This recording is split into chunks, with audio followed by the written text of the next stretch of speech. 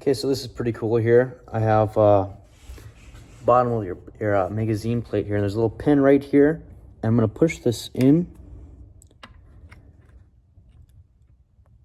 And while I'm pushing, I slide this forward like this. If I can get it. Push it in and slide this forward. There we go. And then voila, there's your magazine spring. So here's a little interesting fact about German guns. They like to double screw things. So if you see that little lip right there on that little screw, this big screw will not turn unless this little screw is facing, unless this divot here is facing this big screw. So you have to take this big screw out first, but you have to turn this one first to look at this. This damage also wasn't me. This is the original guy who had this. Couldn't find the right screw size, so this is what happens with this. Damage is pretty common.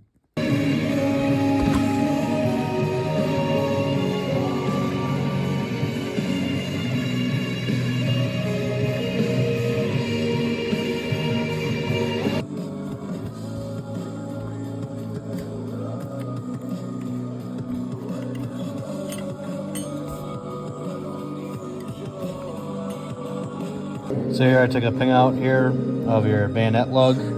Slides off like that. Here I am going to take off the barrel now, or the receiver and the barrel now, right off the slide here, or the stock. I'm going to stick it in my pocket. It's going to lift up.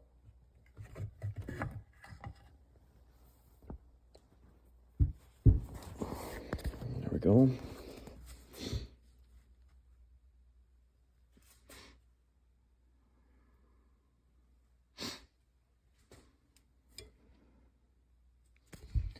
Here's what we got on the inside.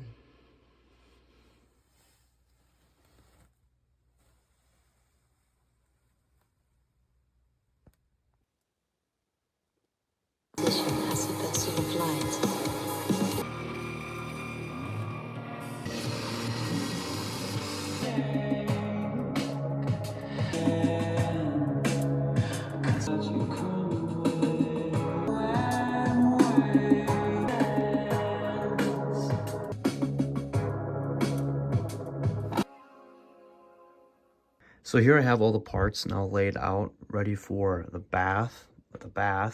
So what I did was I did a kind of a deep, mild clean on all the parts just to get that surface gunk off of it. So it's the actual metal exposed to the water itself, which helps that conversion of rust into black oxidized rust, which gives it that deeper black look to it. So I have two different skillets underneath here on two separate areas on top of the boiling trough, underneath the boiling trough. And I have one skillet going to this outlet right here. And I'm going to have this other skillet running out to a different circuit so I don't break the tripper. Or trip the breaker, excuse me. So here's the setup right now. I'm currently filling my boiling trough here. And I'm covering it up with these metal cooking pots here because of the steam coming off. So in order to trap this heat and concentrate that heat and not have a steam output and lose moisture, I'm gonna have those covered. So here's all my parts here. I'm also gonna be dipping my SKS as well. But here's the gun parts. I have them strapped up to a wire here, and they're gonna be dipped laying across here. And then I have these smaller parts here in like a deep fryer basket, and that way I can just kind of shake them up a little bit, make them easier to get them in and out. Okay, here I have all the parts now laid into the boiling trough, and now we're at a boil, or a good steam at least. And I have these little baskets here. Let them shake up and mix around these parts so I'm not just sitting on one side the entire time.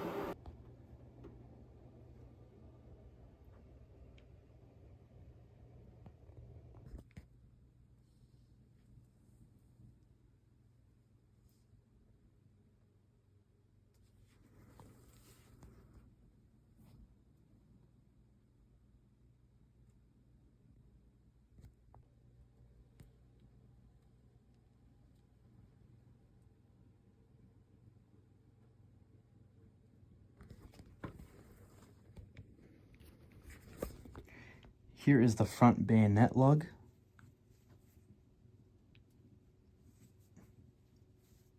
As you can see, it's very well, it's got a lot of gunk on there. Here's the trigger guard coming out. So you might be wondering why it looks so dirty. Well, that's the stuff you don't see. That's that layer that covers up that good metal underneath. And what boiling does, it just brings out that bad stuff, which allows me to clean it off. And you just gotta trust the process, because this is gonna look out so good. So here I am in my garage now, and I'm just, this is the long part here. It's taking all these little pieces here and getting them to a deep clean. So I'm basically turning everything from this into this, and then I'll put a final layer of I use mineral oil, which is like the lubricant.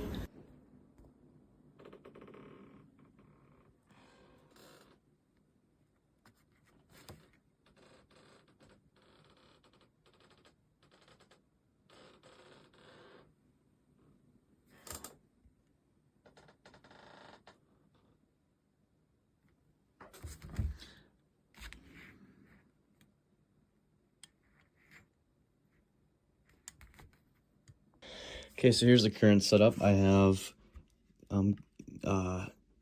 used the dental file and got between all these cracks here, and then I have this premium wood filler here that I'm going to mix into this cut in half red solo cup with the with the varnish that I'm using, and I'm going to mix it together in this cup, and then it's going to fill in the varnish color is going to be what is filled in between here with this wood filler.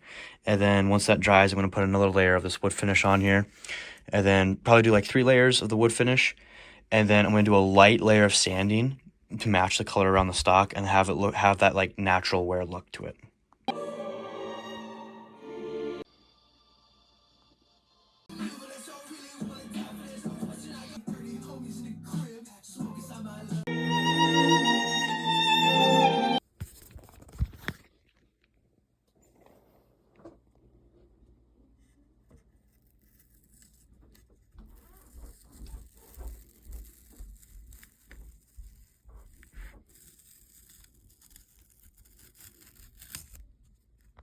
Okay, so here is the sling.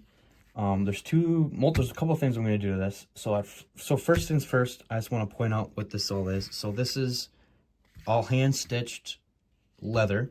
Not sure exactly what leather it is. I'm sure it's probably like cow or something. So there's cracking, and there's like a little bit of fissures here, and it's a little bit stiff. So that just comes with age with the leather. So there's 2 things I'm going to do. First thing is I'm going to use saddle soap and warm water here and this brush. And I'm going to kind of like rub in a layer of soap, kind of like this. And that's going to clean out the leather. I'm going to do 2 cycles of the washing. And then after that, I'm going to put a layer of 100% pure neat's foot oil. And the idea is to kind of like fill in those little cracks with that oil, make it look like it's like it'll rejuvenate and make the leather look newer and healthier. A couple things I want to point out here too. So this little orangish green kind of pigmentation here, that's actually from moisture being caught underneath this little button here. And this button is actually brass. So that is what's causing that that oxidization of that brass is what's causing that bluish color to come up from underneath here.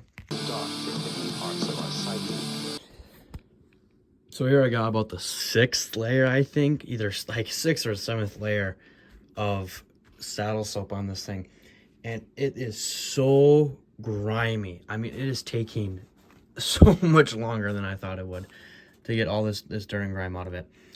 This is a much longer process than I thought it would be.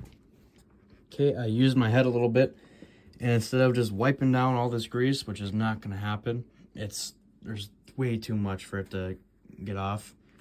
I'm taking my knife, and I'm just going on a straight edge. I'm just going like this.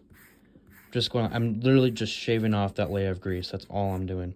And like now it's actually like, I'm actually seeing leather now. Because before, that saddle soap soaked up and pulls out and draws out all that that grease in there that sets in there, and it just sits on the top layer, and wiping it away has just been taking forever, and I'm sure it would be another, I don't know, maybe 20 to 30 different layers of just me wiping before it's actually nice. But I can just use kind of like the little shortcut cheat code here with the knife here. I just have to be careful not to cut into the leather itself.